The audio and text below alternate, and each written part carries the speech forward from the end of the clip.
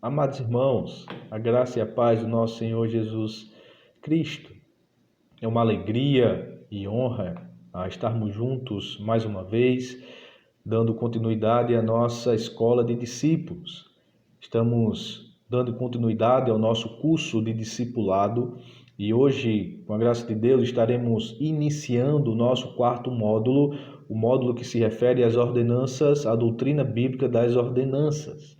Nós estudamos no nosso primeiro módulo um pouco da história da igreja. E vimos a situação da igreja cristã nos momentos anteriores e posteriores à reforma protestante. No nosso segundo módulo, nós estudamos os 5 solas, aquilo que se convencionou chamar como as bandeiras da reforma protestante, as doutrinas centrais da reforma protestante, que foram de comum acordo aos diversos segmentos da reforma. No nosso terceiro módulo, que encerramos na aula passada, nós vimos detalhadamente os 5 pontos do calvinismo e estudamos ponto a ponto aquilo que são os distintivos da nossa fé reformada, a fé que professamos e que cremos ser a melhor leitura do cristianismo bíblico.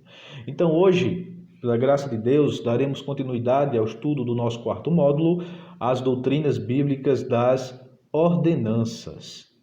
E hoje estaremos estudando principalmente sobre o batismo. Nosso intuito e a nossa proposta é dividirmos o estudo sobre o batismo em 2 aulas.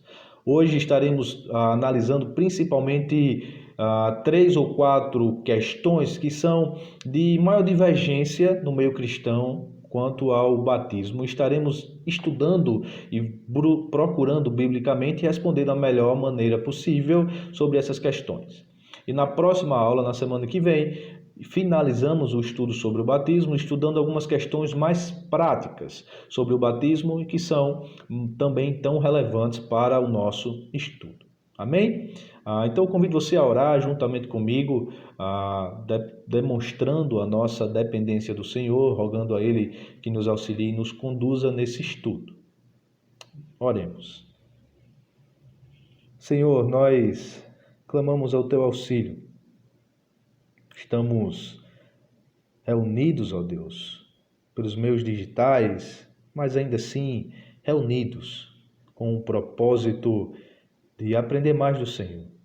Te peço que nos conduza, que ilumine nossa mente, que guarde o nosso coração, nos ajude a aprender mais sobre a Tua palavra, sobre essa doutrina tão importante para as nossas vidas. Nós pedimos em nome de Jesus. Amém? Meus irmãos, peço então que você abra sua Bíblia juntamente comigo no Evangelho segundo escreveu Mateus, capítulo de número 28. Mateus capítulo 28, a partir do versículo 18, diz assim a palavra de Deus. Jesus, aproximando-se, falou-lhes, dizendo: Toda autoridade me foi dada no céu e na terra. Ide, portanto, fazei discípulos de todas as nações, batizando-os em nome do Pai e do Filho e do Espírito Santo, ensinando-os a guardar todas as coisas que vos tenho ordenado, e eis que estou convosco todos os dias até a consumação do século. A palavra nos revela as últimas palavras de Jesus antes da sua ascensão e especificamente a sua ordem para que os seus discípulos pregassem o evangelho do reino, batizando-os e ensinando novos discípulos a guardar todas as coisas que ele mesmo tinha ensinado. Vimos, entre outras coisas, nesse texto que o batismo não é uma faculdade, não é uma opção, mas é uma ordem de Cristo a todos aqueles que professam o seu nome. Então é sobre isso que estudaremos nessa noite, especificamente sobre o batismo cristão. Mas antes de adentrar especificamente sobre o tema do batismo, você pode acompanhar aí no nosso primeiro slide, nosso primeiro ponto, a introdução sobre a doutrina das ordenanças. O que é, afinal de contas, uma ordenança? Segundo o teólogo sistemático August Strong, ordenanças são ritos externos que que Cristo indicou para serem administrados em sua igreja como sinais visíveis da verdade salvadora do Evangelho. Ordenanças seriam então rituais de cunho religioso, rituais externos e visíveis que teriam a função de exemplificar e de demonstrar visivelmente verdades invisíveis do Evangelho, simbologicamente representando as verdades do Evangelho. Como devemos então nomear, como devemos chamar esses rituais? Será que devemos chamar de sacramento ou de ordenança? Alguns teólogos evangélicos entendem que a melhor forma de se referir a esses ritos ordenados por Cristo seria, de fato, chamá-los ordenanças, já que exprimem ordens dadas pelo próprio Cristo para a sua igreja. E essa teria também a segunda função de distinguir a teologia evangélica do que a teologia católica apostólica romana tem a dizer nesse sentido. Nós conhecemos que a Igreja Católica Romana acredita que existem 7 sacramentos, que são eles o batismo, o crisma, a Eucaristia, a penitência, a unção dos enfermos, a ordem e o matrimônio. A Igreja professa esses 7 sacramentos, a Igreja Católica Romana professa esses 7 sacramentos, e a teologia romana, em essência, vai distinguir acerca da natureza desses sacramentos. Para a Igreja Católica Romana, esses sacramentos têm o condão, têm a capacidade de administrar uma graça salvífica para aqueles que o recebem.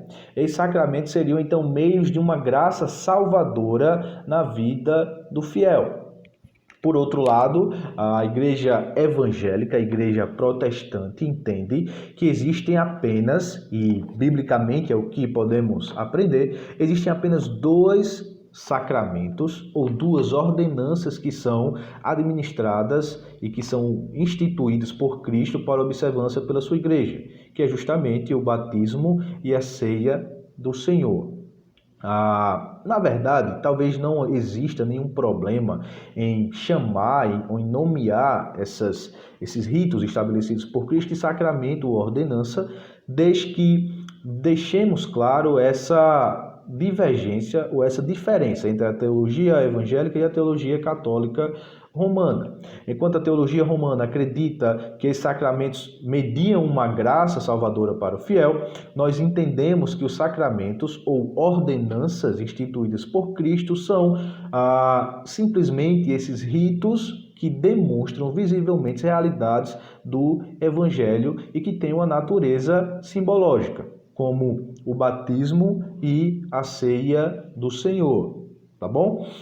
No nosso segundo ponto, poderíamos estabelecer uma definição, então, do que é o batismo segundo a Bíblia.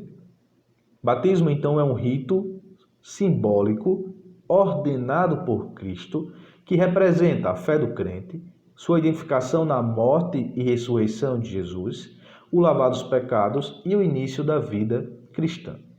Essa definição nos permite tratar de forma específica alguns pontos sobre o batismo. Em primeiro lugar, o batismo, como vimos, é um rito, é um símbolo que se emprega com regularidade e com a intenção sagrada. É uma cerimônia religiosa e que é também simbólica, ou seja, é uma representação visível de uma verdade invisível. E o batismo é então uma ordem, porque ele foi ordenado por Cristo. E o que é essa ordenança? É, como falamos, esse rito simbólico que destaca as verdades centrais da fé cristã e que é de obrigação universal e perpétua para a igreja. O batismo seria então um rito, porque essa cerimônia religiosa, ele é um rito simbólico, porque é um rito visível, que simboliza e que demonstra uma realidade invisível, e é uma ordenança, é um rito simbólico que foi ordenado por Cristo, porque destaca essas verdades cristãs e que devem ser observadas pela Igreja universal e de todos os tempos. E esse rito simbólico ordenado por Cristo, que foi o batismo, ele é uma representação. E o que é que ele representa especificamente? Representa, em primeiro lugar, a fé do crente que se identifica com Jesus em sua morte e ressurreição e que deposita a sua fé no Cristo que morreu por seus pecados e que ressuscitou para a sua salvação. O batismo simboliza especificamente, como veremos, talvez seja o principal sentido do batismo a partir dos textos bíblicos, a identificação desse crente na morte e ressurreição de Jesus. O batismo simboliza muito, de forma tão bela, que o crente se identifica na morte de Jesus e na sua ressurreição para um novo estilo de vida. O crente que se batiza está declarando que está morto com Cristo para os seus pecados e que, por outro lado, ressuscitou ou renasceu para uma nova vida. Ele foi regenerado para uma nova vida em Cristo. Simboliza também o lavar dos pecados, o ato do crente que foi lavado e purificado pelo sangue do Cordeiro, e é um rito que simboliza o início da vida cristã, daquele que se achega a Jesus, o seu início. Amém? O nosso terceiro ponto, qual seria então o significado do batismo? Nós já deixamos antever, mas segundo o autor Millard Erickson, em sua introdução à teologia sistemática, ele diz que os cristãos, de forma geral, interpretam o batismo principalmente de três formas. Em primeiro lugar, alguns cristãos entendem que o batismo seria como um meio de graça salvadora. E aí, principalmente, como falamos, a tradição católica romana é marcada por isso, e em certos aspectos a tradição luterana também, que tem muito em comum com a tradição católica. Nesse sentido, o batismo seria capaz, e aí professam essas doutrinas, de conferir graça salvadora para o fiel, de conferir regeneração. É que a Igreja Católica chama de regeneração batismal. O batismo em si mesmo seria capaz de salvar a pessoa, de conferir essa graça, essa regeneração para aquele que se batiza. Uma segunda forma de interpretar o batismo é entendê-lo como um sinal e como um selo da aliança. Aí quem professa esse entendimento principalmente são aqueles de linha reformada e presbiterianos tradicionais. Eles entendem que o batismo corresponderia então à figura da circuncisão do Antigo Testamento. O batismo na nova aliança, na aliança no contexto do Novo Testamento, no contexto de igreja, corresponderia à aliança do Antigo Testamento e seria então como um sinal e um selo dessa aliança. Uma terceira forma, então, de entender o batismo seria identificá-lo como um símbolo da salvação do crente. Já deixamos antever, essa é o entendimento que professamos, é a forma que entendemos estar mais adequada aos textos bíblicos, é entender o batismo como um símbolo, como um rito simbólico, ou seja, como uma cerimônia visível que representa uma realidade invisível. E que realidade é essa? Da salvação. Essa é a doutrina especificamente de tradição batista. Tá? Então, nesse sentido, acreditamos que o batismo tem como seu principal significado o ato de simbolizar, de apontar para a figura de alguém que se identifica na salvação, na morte e na ressurreição com Cristo. Vamos ver isso biblicamente? Você pode acompanhar no slide também, se quiser abrir a Bíblia também e fazer anotações. O texto de Romanos, capítulo 6, versículo 3 e 4, dizem o seguinte: ou porventura, ignorais que todos nós que fomos batizados em Cristo Jesus, fomos batizados na sua morte. Fomos, pois, sepultados com ele na morte pelo batismo. Olha o que o texto diz. Fomos sepultados com ele na morte pelo batismo, para que, como Cristo foi ressuscitado dentre os mortos pela glória do Pai, assim também andemos nós em novidade de vida. Paulo está dizendo que o batismo representa essa sepultura, essa identificação do crente na morte de Cristo, esse caminhar para o sepultamento, para o morrer com Cristo e assim mesmo para a ressurreição com Cristo, para uma nova vida. Aquele que se batiza representa isso, que decidiu morrer para si mesmo, decidiu morrer para os seus próprios pecados, abrir mão da sua vida pecaminosa, abrir mão dos seus prazeres, definitivamente morrer para eles, então ressuscitar ou reviver para um novo estilo de vida com Cristo Jesus. O texto de Colossenses, capítulo 2, também nos traz essa verdade, versículos 11 e 12.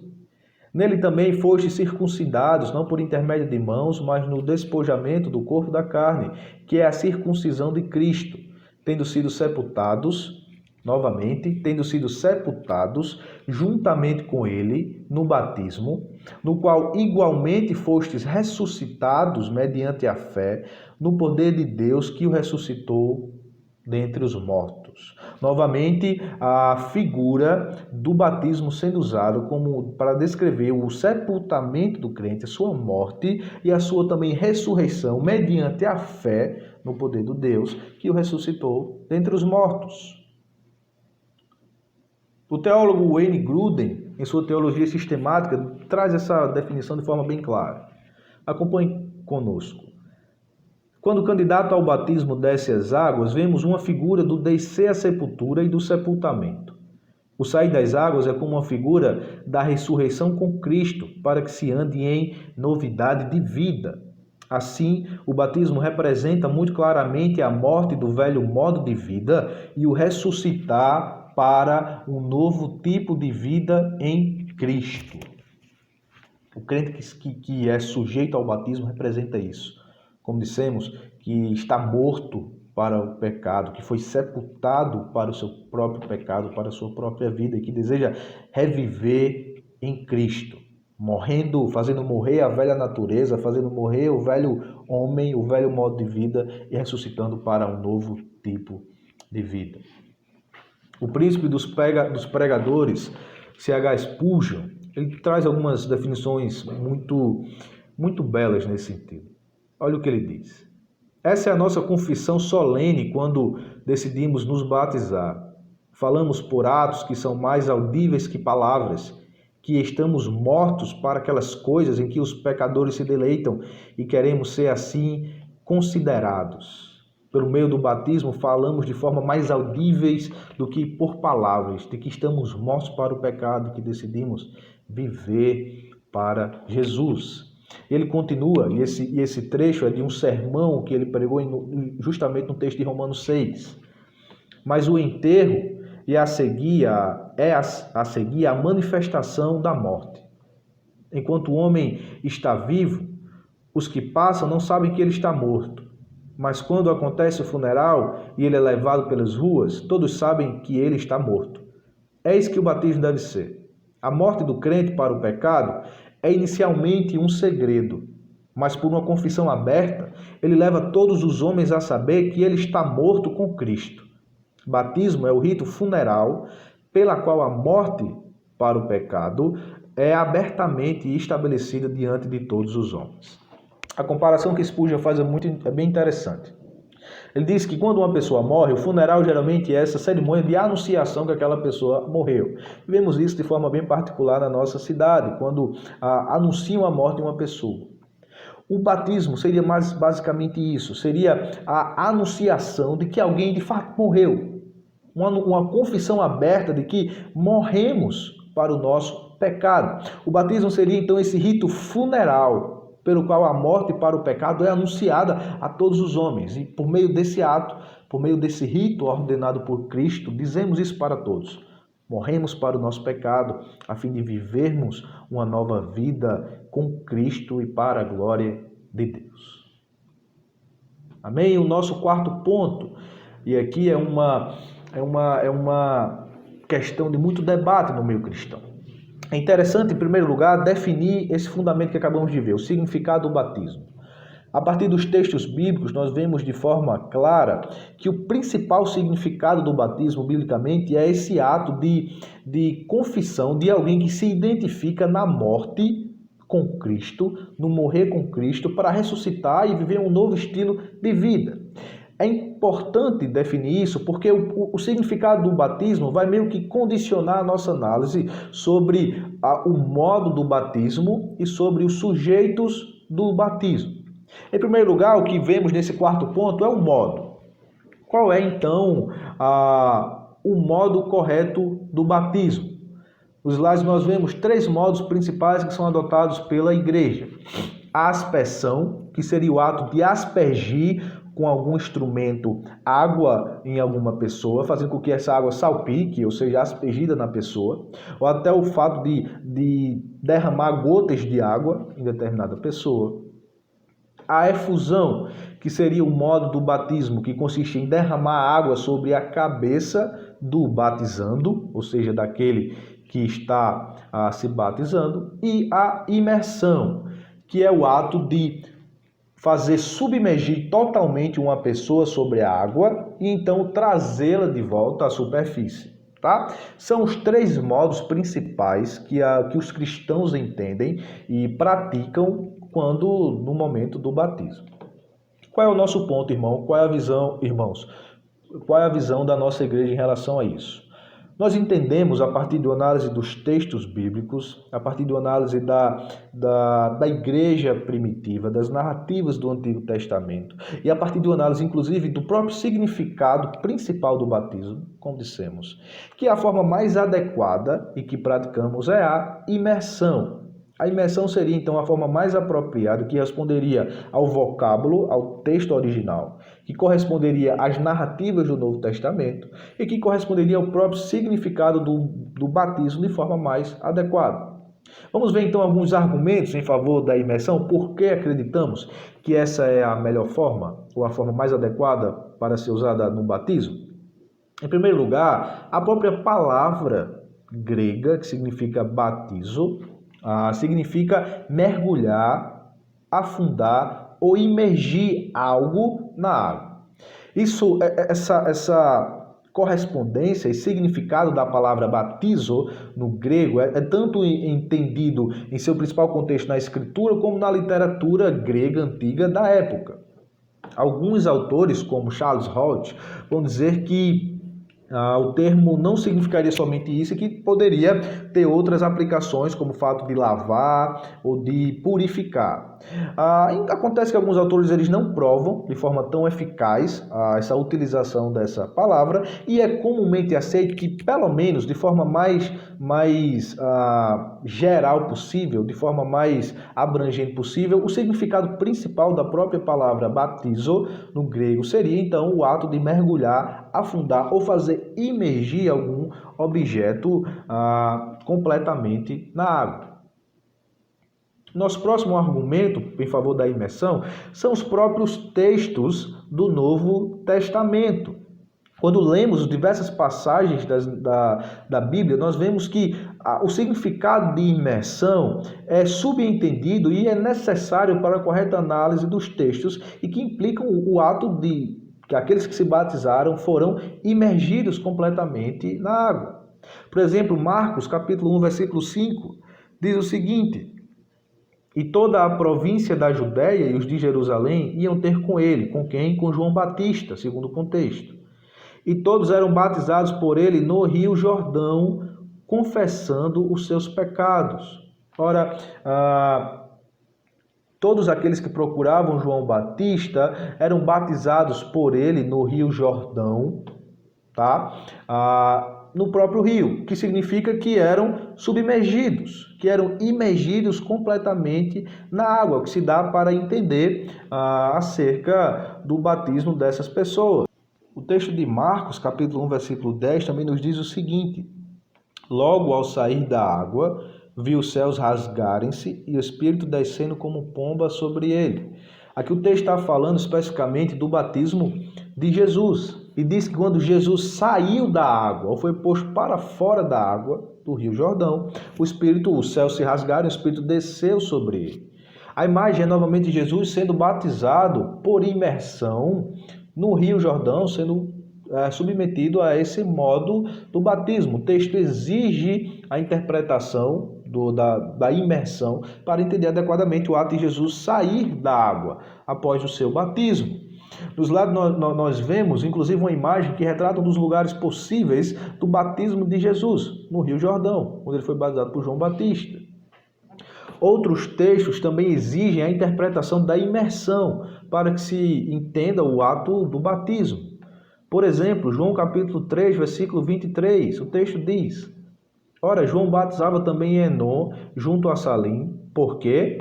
Porque havia ali muitas águas, e vinham ali e eram batizados. Ou seja, o cenário de muitas águas implica um batismo por imersão. Não seriam necessárias muitas águas, um batismo seja que fosse feito por outro modo, ou aspergido, ou por efusão. Atos capítulo 8, versículo 36, é o contexto do batismo que Filipe realizou no oficial, no eunuco etíope. Segundo eles, caminho fora, chegando a certo lugar onde havia água, disse o eunuco: eis aqui água, que impede que seja eu batizado. Ou seja, enquanto eles caminhavam no trajeto de Jerusalém, eles encontraram um local com água, e o significado que se entende é que o eunuco foi submergido, foi imergido durante seu batismo por Filipe. Provavelmente esse oficial carregava consigo alguns potes, alguns reservatórios de água potável que poderiam ser utilizados se fosse o caso de um batismo por afusão ou por aspersão. Mas o que o texto indica é que eles encontraram água no meio do caminho e que foram então batizados, implicando o reconhecimento de um batismo por imersão. No slide nós vemos também um retrato, uma foto de uma piscina descoberta na localidade de Ein Hania, um local próximo a Jerusalém, que corresponderia ao relato bíblico do trajeto feito por Filipe pelo eunuco quando do seu batismo, e que poderia ser um dos locais possíveis para o batismo do eunuco. Nós vimos então alguns argumentos para o batismo por imersão, o próprio significado da palavra batizo no grego, os textos narrativos do Novo Testamento, e um terceiro argumento é justamente o próprio significado simbólico do batismo. Ou seja, o modo do batismo por imersão é o que melhor ilustra o significado de sepultamento e ressurreição com Cristo para uma nova vida. O batismo por aspersão ou por efusão deixa de lado esse simbolismo. Como vimos, os textos apontam que o principal símbolo do batismo, segundo o texto bíblico, é o ato de alguém que confessa ou que se identifica na morte com Cristo e na sua ressurreição. E o batismo por imersão é o que melhor representa essa simbologia, porque quando um corpo é totalmente imergido na água, nós vemos a figura de alguém que foi morto, totalmente coberto e sepultado para os seus pecados. E um segundo momento, quando essa pessoa é trazida de volta à superfície, nós vemos de forma clara também, simbológica, alguém que ressuscita, que nasce novamente, que é ressuscitado agora para uma nova vida. Esse significado, esse sentido, se perde em batismos realizados por aspersão ou por efusão. Mas acreditamos que o batismo por imersão é o que melhor representa, essa verdade. E como vimos, o batismo é um rito simbológico, um rito simbólico de uma verdade, um rito visível de uma verdade invisível. E o Gruden ainda diz, o Wayne Gruden, mesmo o lavar dos pecados é muito mais eficazmente simbolizado pela imersão do que pela aspersão ou efusão. Alguns daqueles que entendem diferente o batismo, e que não necessariamente o batismo seria feito por imersão, defendem que um dos sentidos do batismo, um dos seus significados é o lavar dos pecados. E esse simbolismo, então, seria atendido, seja pela aspersão ou pela efusão. Mas a verdade é que até o próprio fato, o próprio símbolo do lavar dos pecados é melhor simbolizado na imersão. E ainda assim nós cremos que o principal significado do batismo não é o lavar dos pecados, mas sim a morte com Cristo e a sua ressurreição. É aquilo que temos defendido. Embora o batismo também aponte e possua como significado o lavar regenerador, o lavar dos pecados, mas os textos que lemos apontam para a verdade que o principal significado, aquilo para o que o batismo aponta de modo mais claro, é de fato o sepultamento, a morte e a ressurreição com Cristo. Tá bom? Então, meus irmãos, para concluir a aula de hoje, no nosso slide, o nosso ponto 4, que também é motivo de divergências no meio cristão, a pergunta: quem deve ser batizado? Será que é só pessoas que já exerceram fé? Será que crianças também podem ser batizadas? O que é que cremos quanto a isso? O que é que pensamos que a Bíblia revela isso de modo tão mais claro? O modelo revelado no Novo Testamento mostra que somente os que fazem uma profissão de fé digna de crédito devem ser batizados. De fato, por ser o símbolo do início da vida cristã, o batismo deve ser realizado apenas por aqueles que já iniciaram a vida cristã. O que cremos, irmãos, é que o batismo é um símbolo de uma verdade que já aconteceu. Como vimos, a sua natureza simbólica aponta para um significado visível de algo que já aconteceu de modo invisível. Ou seja, o batismo aponta para alguém que já foi convertido por Deus, que já se identificou com a morte e ressurreição de Cristo, alguém que já foi lavado dos seus pecados. Então, via de consequência, cremos que o batismo deve ser ministrado àquelas pessoas que de fato já viveram essa experiência, ou seja, aqueles que já deram provas seguras de que já exerceram fé em Cristo e que já iniciaram essa vida cristã. O que nos impele a concluir que o batismo não seria corretamente ministrado a crianças que, por esse motivo, ainda não tiveram a capacidade de, por si mesmos, chegar a esse fato. Não poderiam simbolizar isso externamente se essa verdade ainda não aconteceu internamente. Quais são os argumentos que podemos levantar para isso que defendemos, que é o que se convencionou chamar o que é conhecido como batismo de convertidos, aquilo que cremos? É o nosso slide, item 4.1. Argumentos que podemos levantar. Em primeiro lugar, nós vemos alguns indícios nos textos narrativos também do Novo Testamento, que indicam que aqueles que foram batizados, na verdade, já haviam alcançado a fé, já haviam exercido a fé e que eram de fato alguém que já era crente no Senhor Jesus. O texto de Atos 2:41 diz o seguinte: então, os que lhe aceitaram a palavra foram batizados.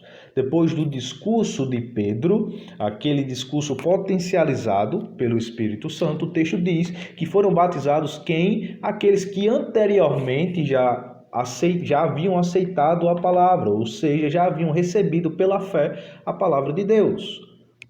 Atos capítulo 8, versículo 12, diz o texto: quando, porém, deram crédito a Filipe, que os evangelizava a respeito do reino de Deus e do nome de Jesus Cristo, iam sendo batizados, assim homens como mulheres. Ou seja, depois da pregação de Filipe em Atos 8, quem é que foram batizados? Aqueles que antes houveram dado crédito. Ou seja, de mesmo modo, aqueles que haviam acreditado e depositado sua fé na pregação de Filipe. Atos 10, versículo 47.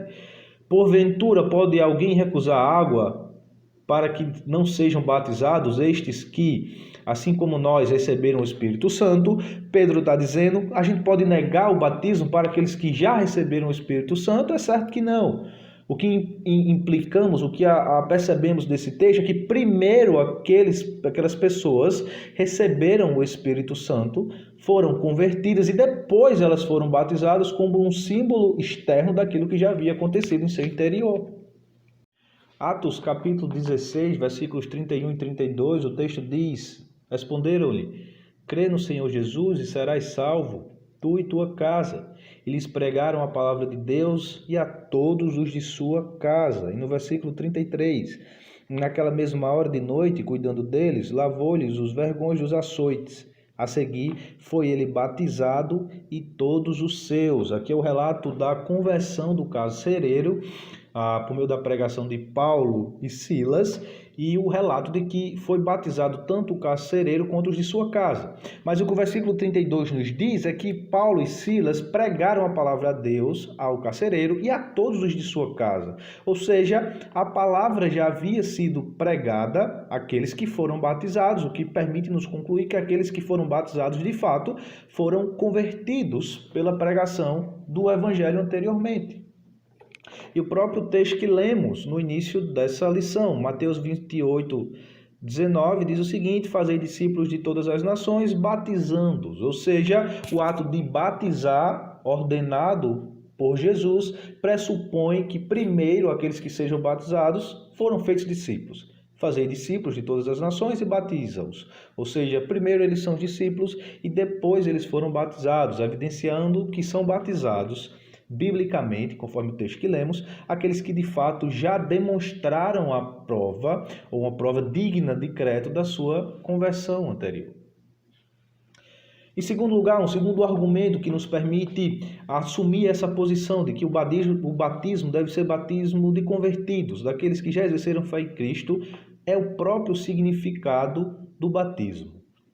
O símbolo externo do início da vida cristã deve ser ministrado apenas aos que dão prova de já ter iniciado a vida cristã. É aquilo que falamos. Se o batismo é um símbolo, uma realidade exterior de algo que aconteceu no interior de uma pessoa, então o batismo só deve ser ministrado àquele que de fato já vivenciou essa experiência interior, que é a ter iniciado a vida cristã. Sendo assim, texto que lemos, como os de Romanos 6, versículos 3 e 4, e Colossenses, capítulos 2, versículo 12, não podem ser ditos a respeito de crianças, já que elas ainda não têm idade suficiente para exercer fé por si mesmas. Isso nos permite concluir que não seria adequado o batismo infantil, o batismo de criança, porque a criança ainda não tem essa possibilidade de por si mesmo evidenciar ou exercer fé em Cristo para a salvação. Se o batismo é o ato externo de algo interno, precisa que a pessoa primeiro tenha vivenciado esse ato interno para que possa então ser batizado, o que não é possível acontecer com crianças que ainda não atingiram a capacidade de assim fazer. Contra essa posição, resta a posição pedobatista, que são a alternativa do pedobatismo. Pedobatismo significa o batismo de crianças, aqueles que entendem ser possível o batismo de crianças mediante algum fundamento. Em primeiro lugar, a posição da Igreja Católica Romana, que defende o batismo de crianças e sob quais termos? A Igreja Católica Apostólica Romana, ICA, professa que o batismo deve ser ministrado às crianças. A razão disso é que a Igreja Católica crê que o batismo é necessário para a salvação e que o batismo em si traz regeneração, ou seja, ex opere operato. A Igreja Católica, nós sabemos, batiza crianças e ela faz isso sobre dois fundamentos. Em primeiro lugar, porque a Igreja acredita que o batismo é necessário para a salvação. A Igreja Católica professa isso.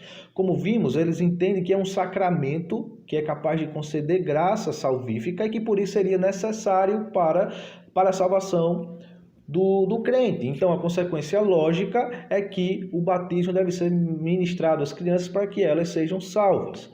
Mas como vimos, irmãos, e na verdade veremos isso com maior detalhe na próxima aula, isso não é verdade. Nada é necessário à salvação além da fé.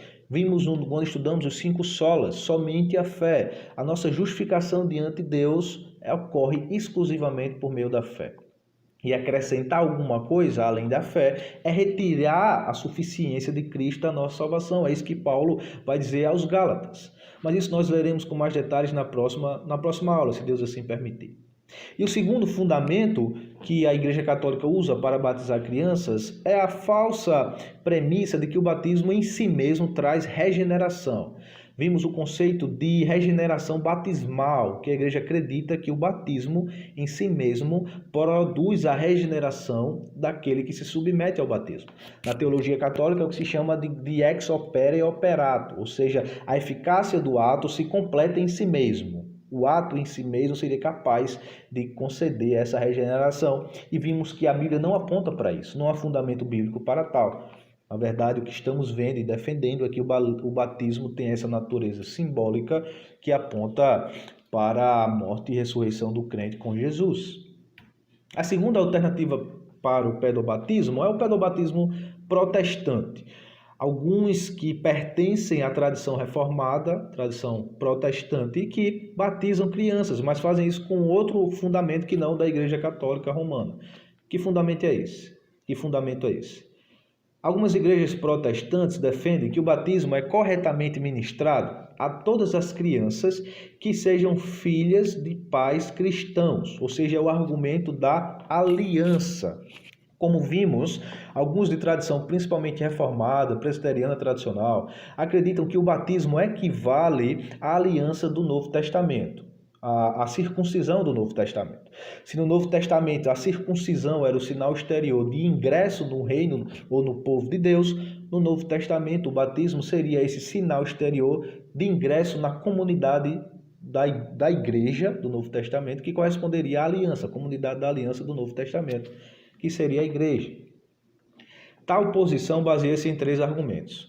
As crianças eram circuncidadas na antiga aliança, o batismo é paralelo à circuncisão, é isso que acabamos de dizer, eles fazem essa equivalência, e há relatos nos textos bíblicos que apontam para o batismo de crianças, pressupondo então ali o batismo de que haveria crianças naquelas famílias, e o batismo de famílias abarcaria o batismo de crianças também. De forma breve, irmãos e singelas, que respostas poderíamos dar a esses que assim defendem, que são conhecidos como aqueles aliancistas, que correspondem e que acreditam na correspondência do batismo como o ingresso do povo de Deus na comunidade da aliança da igreja? Em primeiro lugar, que poderíamos dizer que no Antigo Testamento a circuncisão não era limitada apenas àqueles que possuíam de fato uma fé interior e uma circuncisão do coração, mas era ministrada a todos os homens que viviam em Israel. O que queremos dizer com isso? No Antigo Testamento, a circuncisão era ministrada a todos os homens, aqueles homens que faziam parte da comunidade de Israel. E não somente aqueles que de fato exerciam fé e que eram de fato judeus no coração. Sejam homens nascidos de Israel, sejam escravos adquiridos, sejam egressos de outras comunidades. Os homens eram todos sujeitos a essa circuncisão como sinal de que haviam ingressado na comunidade do povo de Deus. Não era limitado apenas àqueles que eram de fato judeus no coração, que haviam sido circuncidados no coração. É isso que Paulo diz em Romanos capítulo 2, versículo 29. Circuncisão é que é do coração, no espírito e não segundo a letra. E o que é que isso implica? Em segundo lugar, no Novo Testamento não se fala de uma comunidade da aliança, formada pelos crentes, filhos e servos. Na igreja do Novo Testamento, a única questão que importa é ter fé salvadora e ser incluído no corpo de Cristo, que é a verdadeira igreja. Apesar de que, de fato, há uma correspondência entre o batismo e a circuncisão, e o batismo seria então um sinal de ingresso do fiel na comunidade da aliança, que é a igreja, é verdade também que há diferenças entre os ritos da circuncisão do Antigo Testamento e do batismo do Novo Testamento. Como vimos, a circuncisão era administrada a todos os homens que faziam parte e que ingressavam na comunidade de Israel. Sejam homens, sejam seus filhos, sejam servos, sejam vindos de outras comunidades. Mas no Novo Testamento, o que vemos aqui que o importa não é a descendência étnica, não é somente a nacionalidade, mas é de fato a fé genuína. A igreja do Novo Testamento é formada por aqueles que de fato exercem fé e que creem em Jesus e que são ingressos então na verdadeira igreja por meio da fé. Não vemos o conceito de sendo da igreja formada por pais, filhos e servos, mas a exclusividade daquele que exerce fé. Nesse sentido, no nosso slide também, o batismo é sinal de ingresso na igreja. Mas isso significa que este deve ser ministrado aos que dão prova de serem membros da igreja, aos que professam fé em Cristo. Essa é a diferença essencial entre a aliança do Antigo Testamento e a nova aliança do Novo Testamento. É aqueles que exercem fé. É necessário exercer fé para que seja incluído alguém na igreja, na comunidade da aliança. E por fim, um dos fundamentos levantados por esses que acreditam e que advogam o pedobatismo no meio protestante é o caso de batismo de famílias. O que poderíamos dizer quanto a isso? Os casos de batismo de famílias no Novo Testamento não são realmente decisivos em favor de uma ou de outra posição. Quem diz isso é o Wayne Grudem também. Quando olhamos para os casos mais de perto, vemos que em alguns deles há indicações de fé salvadora por parte de todos os batizados. Por exemplo, Os casos da família do carcereiro de Filipos, como acabamos de ler em Atos 16:32, a palavra havia sido pregada a todos que faziam parte daquela família. Os da casa de Estáfanos eram considerados por Paulo como coroa do seu ministério, que desempenhavam um ministério ativo na igreja de Corinto e que davam provas de que de fato eram crentes e que haviam sido batizados por causa disso. E os da casa de Crispo também, Atos capítulo 18, versículo 8. Estes textos exemplificam que batismo de famílias indica fé de famílias. Tais textos podem indicar de que aqueles que haviam sido batizados é porque já haviam exercido fé em Cristo. Por fim, meus irmãos, para concluir, nosso último slide. Acreditamos que as posições defendidas representam a melhor leitura bíblica aceita da ordenança do batismo. Não obstante, reconhecemos se tratar de doutrina secundária que não deve causar divisão à verdadeira Igreja de Cristo. Tais discussões não devem fazer com que deixemos de contemplar a glória de Deus que é revelada pela ordem de Cristo, batizando-os em nome do Pai, do Filho e do Espírito Santo. O que queremos dizer com isso? Que acreditamos firmemente que aquilo que expomos sobre o significado do batismo, sobre a forma correta do batismo e sobre os sujeitos do batismo, são a melhor interpretação bíblica. E acreditamos isso com base nos textos que lemos, com base nas evidências da Escritura. Mas reconhecemos que isso é uma doutrina secundária no Evangelho. Isso é uma doutrina que não faz parte daquele centro de doutrinas sobre as quais não podemos negociar. Mas, de fato, são doutrinas secundárias que não devem causar divisão na verdadeira Igreja de Cristo. Por isso, aqui na igreja, aceitamos e reconhecemos batismos realizados por afusão, por efusão ou por aspersão, né? Não temos problemas quanto a isso. Aceitamos e respeitamos posições contrárias, mas cremos que, de fato, o que a Bíblia nos aponta é para o significado correto do batismo, é para o modo correto por imersão, e é para o sujeito correto, que é para aquele que já, de fato, exerceu fé em Cristo. Como dissemos, essa primeira lição, essa primeira aula que estamos finalizando agora, trata-se de temas que são, de fato, controvertidos e que, ao longo da história, foram base para diversas contrariedades ou discussões ou debates pelos diversos ramos do cristianismo. Mas todas essas discussões, por fim, não nos devem fazer ou perder de vista a beleza do que significa o batismo.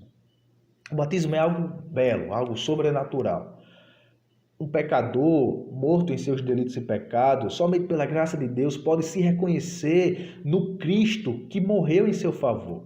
Somente uma graça sobrenatural pode fazer com que alguém decida morrer para si mesmo, buscar por si mesmo um sepulcro e ser sepultado pelos seus próprios pecados e com essa nova esperança agora ressurgir para Cristo, para uma nova vida, para um novo propósito, para andar em novidade de vida. Isso é algo maravilhoso.